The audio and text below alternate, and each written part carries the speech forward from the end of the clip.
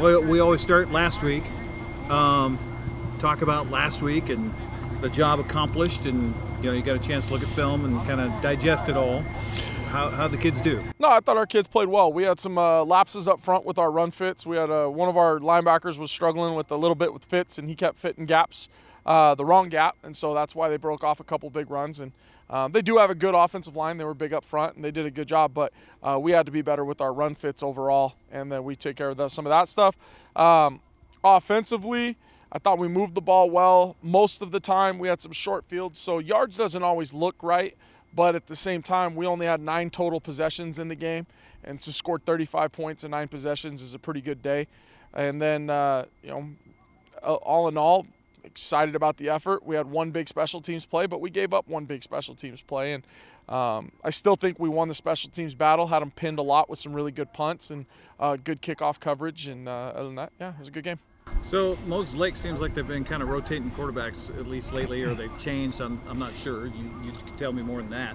Where are they now? And I think that there's probably a lot of people that expect them to be better this year. Yeah, I don't know where they are. I don't know why. There's been like one game where one kid he's played in 2 games. I don't know if there are other quarterbacks battling injuries. It's not like we get injury reports, so we watch film the same as my defensive coaches asked, is that kid out? What's going on? I don't know. We'll find out Friday whether he's there or not. He's a good athlete, heck of a baseball player. And if he is there, if not, the other kid's a big kid. Stocky, 200-pound quarterback, and they've done a good job. As far as Moses Lake and where they've been in the past, they're not what they were. But they still have 27 seniors, and they do play a few young guys, and I think it's just something they're not used to doing. They're not used to playing a lot of sophomores and even juniors. They've been pretty senior dominant for a long time, and but they've played some teams tough, and they've hung in there. They played Ike down to the wire, and we know that they can play sound fundamental football.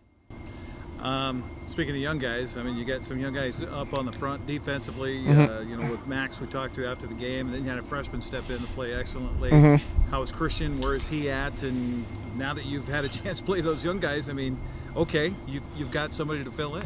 Yeah, no, our young guys have done a good job. Christian won't be playing again, but we got guys that are ready to step in. We feel like right now we're to the point where we're a program. And we're not just trying to, it's next guy up. We've come a long ways where in the past, if somebody got hurt, it really made a big detriment to our team. Now we're able to plug somebody else in and still play good fundamental football. And we still feel confident and ready to go. And we took care of Ike with it, and we feel like we can do the same. With Wenatchee stumbling last week, does that give you any gap at all to make mistakes at this point? Or, I mean... We're not really worried about Wenatchee. We're just still focused about us. We really haven't started looking at that game. Honestly, I have yet to watch Wenatchee play, period. I haven't seen a single film on them. I haven't really thought about it too much. We're focused on Moses Lake, and we know that they're going to play well. And we haven't beaten them yet since I've been here. It's been 3 years in a row.